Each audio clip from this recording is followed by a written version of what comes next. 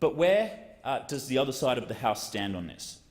One, I suppose, has to be thankful, Mr Deputy Speaker, that Labor's hypocrisy on these matters is readily observable, languishing as it does in bookshelves and discount bins right across Australia, and acting as a constant reminder of their hollowed-out principles.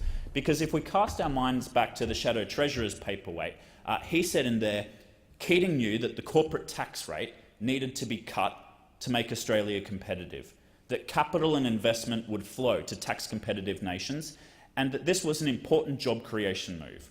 Today, he said, capital is even more mobile than it was then, and it's important that our corporate tax rate is competitive. You see, Deputy Speaker, it used to be, for a very long time, bipartisan in this parliament that we all aspired to cut Australia's corporate tax rate. Any student of Australian businesses and economic history since the mid-80s knows that part of Australia's success was derived through the reduction in the company tax rate. That's a direct quote, Deputy Speaker. That's what the Leader of the Opposition, Bill Shorten, said in March 2012 when he was in government. Here's another quote. Cutting the company income tax rate increases domestic productivity and domestic investment. More capital means higher productivity and economic growth and leads to more jobs and higher wages. I could keep throwing quotes out there, Deputy Speaker. Rudd, Gillard, Rudd again, Latham, Crean, Beazley, Keating, Hawke, going back, the list goes on. They all agreed. Even the member for Lilly promised to cut the corporate tax rate, although he did admittedly promise that at a time that he also promised the country 4 economic surpluses that never quite eventuated either. The point is that some of the most eloquent arguments that have been made in this place for cutting taxes were made consistently over all of those years by the Labor Party, but they've now walked away from that consistent legacy spanning decades.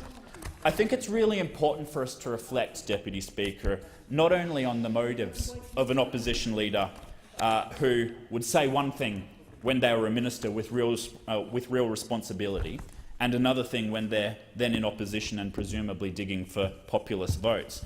I think it's important for us to reflect on the significance, what it really means when one of Australia's major political parties just decides to crab-walk away from what has been a long-standing bipartisan principle of Australia's economic approach. They're walking away from what has always been a key plank of Australia's economic plan, a bipartisan plank, as I said.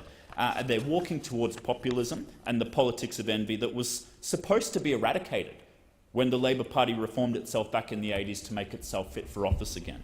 But what we have, Deputy Speaker, is this Leader of the Opposition. He's, I suppose, in his mind, possibly the younger Bernie Sanders, the jogging Jeremy Corbyn, all rhetoric, all envy, but no real solutions. In my view, the Leader of the Opposition is kind of like an economic witch doctor. His cures are worse than his fictional illnesses.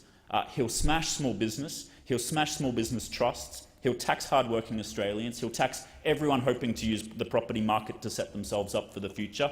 And he'll ensure that the most militant unions in this country can disrupt our work sites once more.